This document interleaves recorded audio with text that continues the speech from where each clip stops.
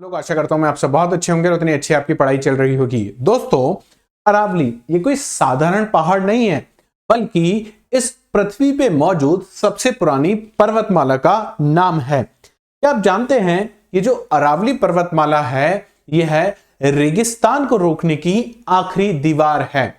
अरावली पर्वतमाला जिस पे अक्सर यूपीएससी में और स्टेट पीसीएस में सवाल पूछे जाते हैं, आज खुद सवाल बन गई है। जी हां, अरावली अपने सबसे बड़े संकट के दौर से गुजर रही है। ऐसा क्या हुआ है कि सोशल मीडिया पे अरावली बचाओ आंदोलन चल रहा है कि किसी भी तरीके से हमें क्या करना है, अरावली बचानी है।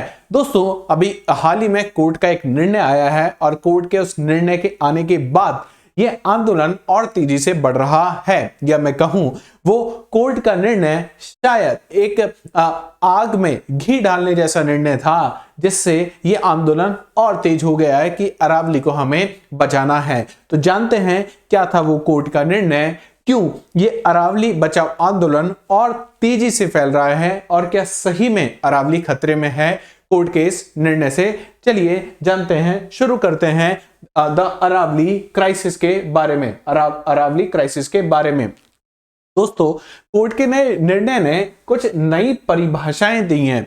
नई परिभाषाएं दी हैं कि किस तरीके से अरावली को परिभाषित किया जाएगा, और इसी परिभाषा में शायद छुपा है कि अरावली क्यों आने वाले समय में समाप्त हो जाएगी। वो अरावली जो करोड़ों वर्ष से, या मैं कहूं जब पृथ्वी आज की पृथ्वी की बात की जाए और आज की पृथ्वी में पुराने अगर पर्वतों की बात की जाए तो सबसे पुरानी पर्वतमाला के रूप में हम देखते हैं अरावली को।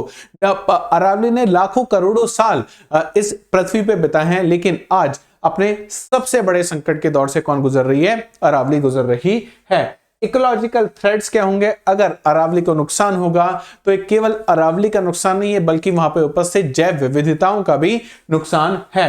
एंड द वे फॉरवर्ड, किस तरीके से इसको सुलझाया जा सकता है, इसके बारे में भी हम लोग चर्चा करेंगे।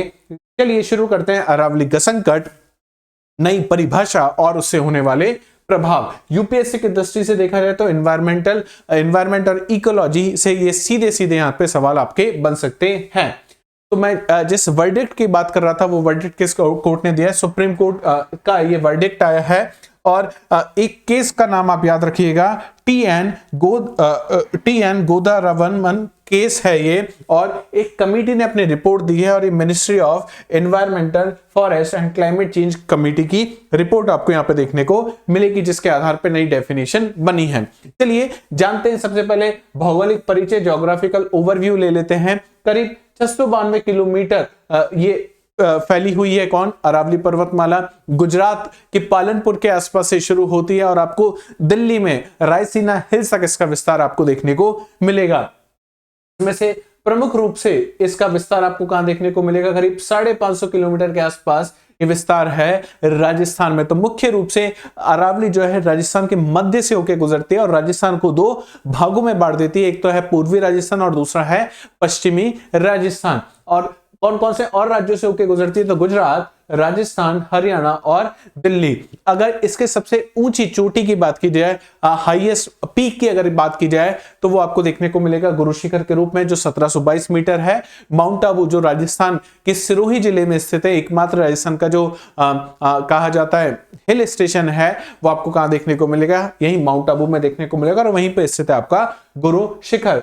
Act as barrier between the Thar desert and the Gangetic plains. जी हाँ, अरावली जो, जैसा मैं आपको बता रहा था कि अरावली ये आखिरी दीवार है जिससे रेगिस्तान को रोका जाता है। ये बिल्कुल एक बैरियर की ऐसे काम करती है। अगर आप देखोगे तो ये राजस्थान को दो भागों में विभाजित करती है, एक है पश्चिमी राजस्थान और दूसरा है पूर्वी राजस्थान। पश्चिमी राजस्थान अर्थात वह इलाका जहां बारिश कम होती है, जिसे हम डेजर्ट के रूप में जानते हैं, थार डेजर्ट। और थार डेजर्ट के आसपास वाला इलाका शुष्क और अर्धशुष्क परिस्थितियां यहाँ पाई जाती हैं। एरिड और सेमी एरिड जो सिचुएशन है वो यहाँ पे पाई जाती है। वहीं पे अगर दूसरी तरफ आप देखोगे अरावली के, तो यहाँ पे आपको प्लेन इलाका देखने को मिलेगा जो गैंगेटिक प्लेन का हिस्सा है, और दक्षिणी राजस्थान में आप देखोगे तो प्लेट्यू पार्ट देखने को मिलता है। तो बिल्कुल सही कहा जा सकता है कि जो अरावली है वो इन दो जो फिजियोग्राफिक फीचर है जिसमें एक तरफ है डेजर्ट और दूसरी तरफ है आपका प्लेन वाला इलाका, मैदान वाला इलाका। इन दोनों के बीच में एक बैरियर के रूप में कौन काम करता है? अरावली काम करती है। ठीक है, अब ज्योग्राफिकल फॉर्मेशन, भूवैज्ञानिक इतिहास की अगर बात करें तो जैसे हम बात करते हैं अरावली की, तो आपके दिमाग में दो शब्द गूंजने चाहिए। वो दो शब्द कौन से हैं? कि it is a old fold mountain. जब हम हिमालय की बात करते हैं तो हम बात करते हैं it is a new fold mountain, और वहीं पे अरावली की बात करते हैं तो पता होना चाहिए ये पुराने वलित पर्वतों में से एक है। कब फॉर्म हुआ था? प्री कैम्ब्रियन एरा में फॉर्म हुआ था, आज से करीब 4.5 बिलियन ईयर्स अगो पहले ये हुआ था। They are among the oldest mountain ranges in the world, और हिमालय से तो काफी ज्यादा पुराने हैं। तो कब हिमालय अरावली का फॉर्मेशन कब हुआ है? प्री कैम्ब्रियन काल में अरावली का फॉर्मेशन हुआ है। इतना पुराना होने के बाद अब इसमें बहुत सारा अपक्षय और अपर्दन हुआ होगा, इसका इरोजन और वेदरिंग हुआ होगा। इसलिए जो आज प्रेजेंट डे में जो आप अरावली देखते हो, जिसकी आप सोचो हाईएस्ट पीक 1722 मीटर की है, तो अब ये किस फॉर्म में प्रेजेंट है? अब ये फॉर्म में प्रेजेंट है, इसे कहा जाता है residual mountain. Over the millions of years they have been eroded by the wind and water. Today they exist as a relict और रेजिडुअल माउंटेन। तो जो प्री कैम्ब्रियन काल में जो अरावली बना था, जिसकी ऊंचाई आज के हिमालय के बराबर जिसकी ऊंचाई थी, कई की पीक उससे भी ज्यादा ऊंची थी, आज वो किस रूप में आपको देखने को मिल रहा है? केवल एक रेजिडुअल माउंटेन के फॉर्म में आपको देखने को मिल रहा है, रेलिक्ट माउंटेन के फॉर्म में आपको देखने को मिल रहा है। इसे कहा जाता है हिंदी में अवशिष्ट पर्वत। तो अब आज के दिन की अगर अपन बात करें, प्रेजेंट डे की अगर अपन बात करें, तो जो अरावली है वो एक रेजिडुअल और एक अवशिष्ट पर्वत के सामने हमारे रूप में हमारे सामने है। अब क्या नई परिभाषा दी है कोर्ट ने? तो नई परिभाषा के दो क्राइटेरिया है, और ये दो क्राइटेरिया बड़े खतरनाक है किसके लिए? अरावली के लिए। पहला क्राइटेरिया क्या है? The 100 metre rule. अब समझते हैं, जो सबसे खतरनाक क्राइटेरिया है वो यही है कि 100 मीटर रूल क्या है? द मिनिस्ट्री ऑफ जो एनवायरमेंटल है, फॉरेस्ट, क्लाइमेट चेंज की जो मिनिस्ट्री, पर्यावरण का जो मंत्रालय है, committee propose that only hills with a height of 100 metres और more will be legally consider part of the Aravalli range. तो इस रिपोर्ट में लिखा गया पर्यावरण मंत्रालय की कि वो पहाड़ियां जिनकी ऊंचाई 100 मीटर से ज्यादा है, उसी को हम किसका हिस्सा मानेंगे? अरावली का हिस्सा मानेंगे। और वो पहाड़ियां जिनकी ऊंचाई इस 100 मीटर से कम है, वो किसका हिस्सा नहीं है? वो अरावली का हिस्सा नहीं है। क्योंकि अरावली को हम प्रोटेक्ट करते हैं, अरावली को हम सुरक्षा देते हैं, अरावली का प्रोटेक्शन किया जाता है। तो अगर सिर्फ ये पहाड़ियां जो 100 मीटर से ऊंची हैं, इनको अरावली का हिस्सा माना जाएगा, तो केवल वही पहाड़ियां प्रोटेक्ट होंगी जो 100 मीटर से ऊपर की हैं, और वो पहाड़ियां जो 100 मीटर से नीचे की ऊंचाई वाली पहाड़ियां, उनको प्रोटेक्ट नहीं किया जाएगा। ये पर्यावरण मंत्रालय की रिपोर्ट कह रही है। इंपैक्ट क्या होगा इसका? द लो लाइंग हिल्स, जिनकी ऊंचाई कम है, which are crucial for the groundwater recharge but eroded over time will lose their hill status. तो वो पहाड़ियां जो ग्राउंड वाटर के लिए इंपॉर्टेंट हैं, जो बायोडाइवर्सिटी के लिए इंपॉर्टेंट है, जो इकोलॉजी के लिए इंपॉर्टेंट हैं, लेकिन उनकी ऊंचाई 100 मीटर से कम है, वो अपना प्रोटेक्शन खो देंगी, वो अपना हिल होने का, पहाड़ी होने का स्टेटस खो देंगी। और एक बार अगर ये स्टेटस चला गया तो क्या होगा? इनका आसानी से इनकी माइनिंग की जा सकती है, इनको प्रोटेक्शन नहीं दिया जाएगा, और जब प्रोटेक्शन नहीं दिया जाएगा, माइनिंग इनकी होगी, तो 100 मीटर से नीचे की पहाड़ियां सारी क्या हो जाएंगी? समाप्त हो जाएंगी समय के साथ साथ माइनिंग के द्वारा। और दूसरा जो क्राइटेरिया उसे कहा जाता है द 500 मीटर गैप रूल। अब नाम से पता लग रहा होगा 500 मीटर गैप रूल क्या है? दो पहाड़ियां जिनमें अंतर 500 मीटर से ज्यादा का है, याद रखिएगा, दो पहाड़ियां जिनमें अंतर 500 मीटर से ज्यादा का है, उसको रेंज का हिस्सा नहीं माना जाएगा। देखते हैं डेफिनेशन क्या है। The continuity of the range is considered broken if the gap between two hills exceed 500 metres. तो ये जो कंटिन्यूअस रेंज है, अगर इसमें कोई पहाड़ी, मानो ये ए पहाड़ी है और ये बी पहाड़ी है, दोनों के बीच में अगर डिस्टेंस 500 मीटर से ज्यादा है, तो इसको कंटिन्यूअस रेंज नहीं माना जाएगा। इसका इंपैक्ट क्या होगा? Since the Aravallis is a discontinuous range, जब ये प्री कैम्ब्रियन काल में बनी है, इसका इरोजन और इसकी वेदरिंग इतनी ज्यादा हो गई है कि तो अब ये कंटिन्यूअस फॉर्म में नहीं प्रेजेंट है।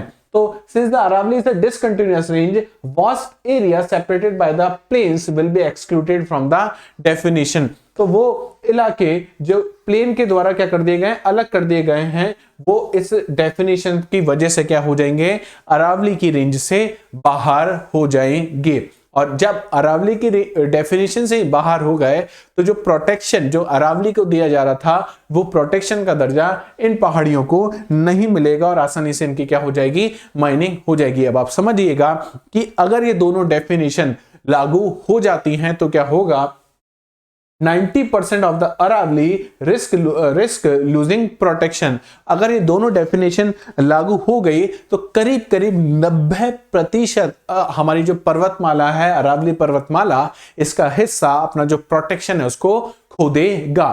क्या अभी तक अरावली जैसी थी वैसी ही रही है, तो आप पाओगे नहीं। आज की तारीख में भी अगर बात की जाए तो 20%, इतना प्रोटेक्शन होने के बावजूद भी 20% already lost to illegal mining. 20% हिस्सा अरावली पर्वतमाला का अवैध खनन के द्वारा अभी तक नष्ट हो चुका है, डिस्पाइट बीइंग ये दोनों डेफिनेशन अभी लागू नहीं हुई हैं। With the new definition, 90% of the hills may fall outside the legal framework, opening them for the real estate and mining permits. इसके बाद यहाँ पे क्या होगा, रियल एस्टेट बिल्डिंगें बनना शुरू हो जाएंगी, यहाँ पे माइनिंग शुरू हो जाएगी, ये लीगल माइनिंग होगी। ऑलरेडी इलीगल माइनिंग से 20% ऑफ अरावली क्या हो गई है, समाप्त हो चुकी है, खत्म हो चुकी है। तो समझ पा रहे कितनी खतरनाक है ये दोनों डेफिनेशन। अच्छा, अगर अपन बात करें पारिस्थितिक महत्व, इकोलॉजिकल सिग्निफिकेंस की अगर अपन बात करें तो पहली चीज अरावली किस रूप में कार्य करती है, क्लाइमेट बैरियर के रूप में कार्य करती है। आपको पता होना चाहिए कि जो थार का डेजर्ट है, थार डेजर्ट में we have different type of sand dunes present over there, और उसमें से एक सैंड ड्यून होता है जिसे हम कहते हैं बरखान। इसे क्या कहा जाता है, बरखान कहा जाता है, जो क्रिसेंट शेप का सैंड ड्यून होता है। और ये बरखान सैंड ड्यून क्या करता है, मार्च करता है, आगे बढ़ता रहता है। और due to this barkhan sand dunes क्या होता है, डेजर्ट भी मार्च करता है, डेजर्ट भी आगे बढ़ता है। लेकिन आगे एक बहुत ऊंची दीवार है जिसका नाम क्या है, अरावली है। तो Aravalli act as barrier, Aravalli इस बैरियर के रूप में कार्य करती है कि जो सैंड ड्यून्स हैं वो पश्चिमी राजस्थान से कहां पे ना आ पाए, पूर्वी राजस्थान में ना आ पाए। Stop the eastward expansion of the Thar desert and check dust storm. Dust storm भी कहां पे नहीं आने देती, पूर्वी राजस्थान में अरावली पर्वतमाला नहीं आने देती। Water recharge, act as a watershed for river like Banas, Luni and Sabarmati. और ये तीनों ही नदियां आप देखोगे मुख्य रूप से कहां से निकलती है, अरावली से निकलती है। अरावली में कहीं पे पानी जमा होता है, वहां से नदियां बाहर निकलती हैं। तो Aravalli also act as the water recharge, watershed के रूप में भी कार्य करती है। और तीसरा बायोडाइवर्सिटी, अगर राजस्थान की बात करें तो in Rajasthan you will find there are numerous number of leopard present here, hyenas and a rich variety of flora, and all these are present at Aravalli. इन सब का घर कहां पे आपको देखने को मिलेगा, अरावली में देखने को मिलेगा। अगर अरावली ही नष्ट हो गई तो बायोडाइवर्सिटी भी धीमे धीमे क्या हो जाएगी, समाप्त हो जाएगी, नष्ट हो जाएगी। अगर अपन बात करें सबसे बड़ा थ्रेट जो है अरावली में वो क्या है, ये माइनिंग। अब मैंने आपको बताया कि 20% तो इलीगल माइनिंग की वजह से आज तक की अगर अपन बात करें तो अरावली नष्ट हो चुकी है। और अगर ये डेफिनेशन हो गई और परमिट मिल गया तो आप सोचिए कितनी तेजी से अरावली को समाप्त कर दिया जाएगा। Unregulated extraction, despite supreme court bans illegal mining for the construction material like stone and gravel continue in Haryana and Rajasthan. तो जो मटेरियल जो होता है घर बनाने के लिए, जो मटेरियल यूज होता है स्पेशली स्टोन और ग्रेवल, इसके लिए क्या की जाती है, यहाँ पे माइनिंग की जाती है। और राजस्थान में बड़ी मात्रा में माइनिंग होती है, हरियाणा में काफी ज्यादा और काफी तेजी से माइनिंग हो रही है। आप पाओगे राजस्थान और हरियाणा के कई हिस्से तो ऐसे हैं जहां पे अरावली को समाप्त कर दिया गया, एकदम प्लेन बना दिया गया है due to this illegal mining. The new definition could legalize mining in areas that are no longer classified as Aravali Hills। और आप सोचिए वह इलाके जो इस परिभाषा के लागू होने के बाद अरावली का हिस्सा ही नहीं माना जाएगा, वहां पे तो माइनिंग क्या हो जाएगी, लीगलाइज हो जाएगी। और लीगलाइज होने के बाद यहाँ पे माइनिंग की स्पीड और तेज हो जाएगी। हरियाणा गैप की अगर अपन बात करें, इससे हुआ क्या है, extensive mining in the Gurgaon Faridabad belt has created wide gaps in the mountain range. अब क्या हुआ कि फरीदाबाद और गुड़गांव में ये जो रेंज थी इसमें क्या यहाँ पे आपने माइनिंग करी और माइनिंग होने के कारण इसमें बहुत बड़े बड़े क्या आना शुरू हो गए, गैप आना शुरू हो गए। इसकी वजह से ये हुआ कि दिल्ली में जो डस्ट स्टॉर्म है, दिल्ली में जो अमाउंट ऑफ डस्ट है वो इंक्रीज होना शुरू हो गया। और अमाउंट ऑफ डस्ट अगर इंक्रीज हो रहा है तो PM 2.5 और PM 10 का लेवल क्या हो जाएगा, इंक्रीज हो जाएगा। और जो एक मेजर रीजन है दिल्ली पॉल्यूशन का, तो आप सोचिए सिर्फ फरीदाबाद और गुड़गांव में कि अरावली के हिस्से को आपने क्या कर दिया, वहां पे इलीगल माइनिंग की वजह से हटा दिया और दिल्ली इतनी बड़ी समस्या प्रदूषण की झेल रहा है। सोचिए अगर 80% 90% अरावली इस परिभाषा के बाद बाहर चली गई प्रोटेक्टेड एरिया के, तो पूरा जो ईस्टर्न राजस्थान है वो इस प्रदूषण की समस्या, इस PM 2.5 और PM 10 को कैसे सॉल्व कर पाएगा। और आगे देखते हैं, राजस्थान की केस स्टडी देखते हैं। According to the central Empowered Committee CEC, 31 out of 128 hills in the Aravalli region have vanished entirely due to the mining activity। तो आप सोचिए 128 में से 31 जो पहाड़ियां हैं, बड़ी पहाड़ियां, वो तो पहले से ही इलीगल माइनिंग की वजह से समाप्त हो चुकी हैं। अभी तो प्रोटेक्शन का जो क्लासिफिकेशन है उसके अंतर्गत पूरा अरावली आ रहा है, उसके बावजूद इतनी पहाड़ियां समाप्त हो चुकी हैं। और राजस्थान में भी आप देखोगे भिवाड़ी जो अलवर के पास है, वहां पे AQI का स्तर करीब करीब दिल्ली या दिल्ली से ज्यादा कई बार हो जाता है। राजस्थान के सबसे ज्यादा पॉल्यूटेड डिस्ट्रिक्ट में आपको भिवाड़ी देखने को मिलता है। Bhiwadi Alwar frequently tops global pollution charts. The removal of the natural wind barrier allow pollutants to settle and dust to travel freely। अब आप सोचिए यहां से अगर आपने अरावली को हटा दिया तो डस्ट स्टॉर्म कहां इजीली इस अलवर भिवाड़ी वाले एरिया में एंटर कर पाएंगे। और यहाँ पे PM 2.5 और PM 10 का लेवल कितना बढ़ जाएगा।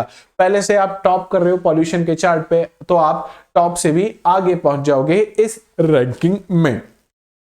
तो इस सब के सॉल्यूशन क्या है कि हमें अरावली को क्या करना होगा, बचाना होगा। और इकोलॉजिकल फॉलआउट मैंने आपको बताया कि लेपर्ड, हाइनास और रिच अमाउंट ऑफ जो फ्लोरा है वो कहां पे आपको देखने को मिलेगा, अरावली में देखने को मिलेगा। As the forest cover shrinks 90% exclusion risk, wildlife like leopard are forced into human settlement increasing man animal conflict। Jaipur की अगर बात की जाए, जयपुर जहां से मैं क्लास ले रहा हूं, यहाँ पे आए दिन आपको ये घटनाएं देखने को मिलती हैं कि लेपर्ड रिहायशी इलाकों में घुस जाता है। क्यों घुस जाता है? क्योंकि जयपुर के आसपास जो पहाड़ियां हैं वहां पे इलीगल माइनिंग होती है, और इलीगल जब माइनिंग होती है तो उन्हें अपना घर छोड़ के कहां पे आना पड़ता है, बाहर आना पड़ता है। और जब बाहर आते हैं तो वहां पे रिहायशी घर हैं, उनके कारण मैन और एनिमल कॉन्फ्लिक्ट लगातार इनका नंबर क्या होता जा रहा है, इंक्रीज होता जा रहा है। The destruction of the aquifers means lakes like Dama, Badkal are drying up and ground water levels are plummeting in NCR। इसकी वजह से क्या हो रहा है, अरावली, जैसे मैंने आपको बताया था, फरीदाबाद और गुड़गांव के आसपास बहुत ज्यादा माइनिंग हुई है। फरीदाबाद में आपको बड़कल लेक देखने को मिलेगा जो ड्राई हो चुका है, और उस ड्राई होने के पीछे रीजन क्या है कि अरावली की माइनिंग हो गई है, अरावली को समाप्त वहां से कर दिया है। जब तक अरावली थी तो पानी वहां पे ग्राउंड वाटर को रिचार्ज करता था, लेकिन अब ना तो अरावली बची ना ग्राउंड वाटर रिचार्ज होने के सोर्स बचे हैं। तो ये जो लेक्स हैं लगातार क्या होती जा रही है, ड्राई अप होती जा रही है, समाप्त होती जा रही है। अगर सरकार के प्रोजेक्ट की अगर आप बात करोगे तो आपको जैसे अफ्रीका में आपको ग्रीन वॉल देखने को मिलती है, the great green wall Africa की, उसी तरीके से राजस्थान और राजस्थान के आसपास वाले इलाके में आपको the Aravalli green wall project आपको देखने को मिलता है। कब लॉन्च हुआ था? मार्च 2023 में हुआ था। गोल क्या था? Create a 1400 kilometre long and 5 kilometre wide green buffer zone around the Aravalli range across the Gujarat, Rajasthan, Haryana and Delhi. तो इन चारों जगह से जहां से अरावली पास होता है वहां से क्या लगाना था, आपको पेड़ लगाने थे 1400 किलोमीटर के एरिया में और 5 किलोमीटर चौड़ाई के एरिया में, ताकि आप क्या बना सको, एक ग्रीन बेल्ट बना सको जो बफर जोन की जैसे काम करेगा, जो सैंड को कहां पे नहीं पहुंचने देगा, अरावली को क्रॉस नहीं करने देगा। तो combat desertification and restore degraded land. तो एम इसका बिल्कुल ये था कि डेजर्टिफिकेशन को रोका जा सके, जो सैंड हवा के माध्यम से ट्रांसफर हो रही है उसे क्या किया जा सके, रोका जा सके। इसके अलावा प्रोजेक्ट कंपोनेंट्स की अगर अपन बात करें तो वाटर बॉडीज, इसमें रिजुविनेशन करना है हमको पॉन्ड्स का, लेक्स का, जिससे क्या हो सके ग्राउंड वाटर फिर से रिचार्ज हो सके। इसके अलावा हमने करा है एफॉरेस्टेशन, जो मैं आपको बता रहा था, ग्रीन वॉल, और ग्रीन वॉल के अलावा भी आप देखोगे planting native species to restore green cover and soil health. Native species को उगाना है, ऐसा नहीं कि बाहर की स्पीसीज यहाँ पे लाके उगा दी। वो एलियन स्पीसीज क्या करती हैं, पानी ज्यादा लेती हैं, और वो इलाका जहां पे पहले से ग्राउंड वाटर कम है, अगर वहां पे आपने वैसे पेड़ लगा दिए जिनको वाटर का अमाउंट ज्यादा चाहिए, तो क्या होगा, वो और ड्राई अप कर देंगे। और नेक्स्ट है agroforestry, encouraging farmer to integrate trees with the crop. So agroforestry को जहां पे ज्यादा से ज्यादा प्रमोट करने की जरूरत है, ये इसके उद्देश्य थे। उदयपुर में अगर वर्कशॉप की बात करी जाए जो मई 2025 में हुई थी, जहां पे पब्लिक पार्टिसिपेशन देखा गया था, detail workshop was held in Udaipur to discuss the Aravalli landscape. Aravalli के बारे में डिस्कशन के लिए वर्कशॉप रखी गई थी, जिसका फोकस था connecting local communities, women, youth with the conservation. तो महिलाओं को और युवाओं को इस कंजर्वेशन, अरावली के कंजर्वेशन के साथ जोड़ने की मुहिम यहाँ पे देखी थी, जिसका गोल था promoting sustainable tourism and restoring degraded ecosystem. ऐसी लैंड जो बंजर जिसे कहा जा रहा है, वो जो बंजर हो गई, उसे किस तरीके से वापस रिस्टोर किया जा सके। और दूसरी चीज, जब वेस्टर्न राजस्थान में टूरिज्म लगातार बढ़ रहा है, तो कैसे उस टूरिज्म को सस्टेनेबल बनाया जा सके, एनवायरमेंट के फेवर में बनाया जा सके। The government pushes for the restoration green wall while simultaneously narrowing the definition। तो ये अजीब सा विरोधाभास देखने को मिल रहा है, जहां सरकार एक तरफ तो कह रही है कि हमें ग्रीन वॉल बनानी है, जिससे हम लोग क्या कर सके, डेजर्टिफिकेशन का रोक सके, अरावली को बचा सके, और दूसरी तरफ जब ये नई प्रकार की परिभाषाएं आती हैं, तो इन नई प्रकार की परिभाषाओं से क्या होता है, अरावली स्वतः ही क्या आ जाती है, खतरे में आ जाती है। तो एक विरोधाभास सरकार की बातों में आप यहाँ पे देख सकते हो। इसके अलावा और कौन कौन से सरकार की इनिशिएटिव है अरावली और उससे संबंधित, नगर वन योजना, जहां पे creating urban forest in cities like Gurgaon and Jaipur. तो एक शहर में क्या करना, नंबर ऑफ प्लांट्स को इंक्रीज करना, और किस रूप में, नगर वन, नगर में वन लगाना। इस प्रकार की परियोजनाएं मेनली जो गुड़गांव और जयपुर में आपको देखने को मिलेगी। कैंपा फंड्स, ये सेंट्रल स्कीम है। Compensatory afforestation for the diverted forest land, ऐसी फॉरेस्ट लैंड जो डाइवर्ट हो गई उस पर क्या करना, फिर से पेड़ लगाना, वो है कैंपा फंड्स। मुख्यमंत्री Jal Swavlamban Yojana, water harvesting structure in the foothills to aid recharge. Aravalli के फुटहिल्स में क्या करना है, हमको इस तरह से पॉन्ड बनाने हैं, इस तरह से क्या करना है, वाटर हार्वेस्टिंग करनी है, ताकि ग्राउंड वाटर क्या हो सके, रिचार्ज हो सके। और next, Aravalli safari park, Aravalli के आसपास आप देखोगे proposed largest safari park controversial due to the commercialization fears। तो ये भी कॉमर्शियलाइजेशन के लिए जहां पे टिकट्स मिलेंगे, और जब सफारी होगी तो वहां पे जीप चलेगी, टूरिज्म आएगा, सस्टेनेबिलिटी पे क्वेश्चन उठाता है। लेकिन ये भी एक सरकार का क्या है, प्रोजेक्ट है, जो जिसके बारे में आपको पता होना चाहिए। लीगल और कॉन्स्टिट्यूशनल फ्रेमवर्क की अगर अपन बात करें, तो आप देखो आर्टिकल 48A क्या कहता है, the state shall endeavor to protect and improve the environment and to safeguard the forest wildlife of the country। तो आर्टिकल 48A तो लगातार ये कह रहा है कि स्टेट को क्या करना है, प्रोटेक्ट करना है, सेफगार्ड करना है फॉरेस्ट को और वाइल्ड लाइफ को। इसके बाद हमारे पास we have two act, one is known as forest wildlife protection act और फॉरेस्ट कंजर्वेशन एक्ट ऑफ 1980। उसके बाद है हमारे पास पंजाब लैंड प्रिजर्वेशन एक्ट, जिसे कहा जाता है PLPA। इसके अलावा हमारे पास WPA एक्ट है। तो सब कॉन्स्टिट्यूशनल और लीगल फ्रेमवर्क तो क्या कह रहा है कि हमें सेफगार्ड करना है किसको, फॉरेस्ट को और वाइल्ड लाइफ को। अगर यूपीएससी की बात करें तो यूपीएससी के सिलेबस के लिए पेपर 1 जीएस में, अगर जीएस का पेपर 1 देखोगे तो ज्योग्राफी में आपको क्या देखने को मिलते हैं, माउंटेन के बारे में आपको पता होना चाहिए। और अरावली क्या है, ओल्ड फोल्ड माउंटेन है। जीएस पेपर 3 जहां पे एनवायरनमेंट की बात होती है, एनवायरमेंटल इंपैक्ट असेसमेंट की बात होती है, वह उस दृष्टि से भी इस चीज को देखा जा सकता है। पॉलिटी में अगर आप देखोगे तो पॉलिटी में सुप्रीम कोर्ट की जजमेंट और गवर्नमेंट पॉलिसी, जैसे ग्रीन वॉल जैसी पॉलिसी है, उस दृष्टि से आप इस पूरी न्यूज को देख सकते हो। अच्छा, यहाँ पे किस तरीके के सवाल बनेंगे हमारे लिए, एक बार वो भी देख लेते हैं। Consider the following statement regarding the Aravalli range. पहला स्टेटमेंट है, it is a residual mountain of the Precambrian era. बात बिल्कुल सही है। The green wall project covers only in Rajasthan, नहीं, ये तो सभी जगह आपको देखने को मिलेगा। तो फर्स्ट स्टेटमेंट सही है, सेकंड स्टेटमेंट क्या हो जाएगा, गलत हो जाएगा। क्या मुख्य परीक्षा का सवाल हो सकता है, देख लेते हैं एक बार। The new definition of the Aravalli range may render the ecosystem vulnerable to the commercial exploitation. तो कॉमर्शियल एक्सप्लॉयटेशन के कारण क्या होगा, जो इकोसिस्टम है वो कौन से कैटेगरी में आ गया है, वल्नरेबल कैटेगरी में आ गया due to new definition. Critically evaluate the significance of Aravalli green wall project in this context. तो आपको यहाँ पे ये थ्रेट भी आपको बताना है नई डेफिनेशन के बाद, और ग्रीन वॉल प्रोजेक्ट भी आपको यहाँ पे डिस्कस करने की जरूरत है। तो ये था आज का सेशन। अगर इसके वे फॉरवर्ड की बात करें, किस तरीके से ये जो चीजें हुई हैं इसको किस तरीके से सुलझाया जा सकता है। Sustainable development require a balance between the definition and the conservation. तो दोनों में बैलेंस की जरूरत है, परिभाषा में भी और जो कंजर्वेशन हो रहा है उसमें भी। We must prioritise ecological function over the rigid physical parameter to save the lungs of North India. तो हमें बचाना होगा जिसे कहा जाता है lungs of North India, Aravalli को। तभी क्या हो पाएगा, ये जो इलाका जो जहां पे आज बहुत सारी समस्याएं आपको देखने को मिल रही हैं, इन समस्याओं से हम लोग सस्टेनेबली क्या हो पाएंगे, बाहर आ पाएंगे, नेचुरल तरीके से हम लोग बाहर आ पाएंगे। तो आप सबसे भी मेरी गुजारिश है कि आप भी अपने स्तर पे जो भी काम कर सकते हैं प्लीज आप करिए, और अरावली जो प्री कैम्ब्रियन एरा का ओल्ड फोल्ड माउंटेन है इसे बचाने का प्रयास कीजिए। मिलते हैं नेक्स्ट सेशन में, तब तक अपना ध्यान रखिएगा। जय हिंद, जय भारत।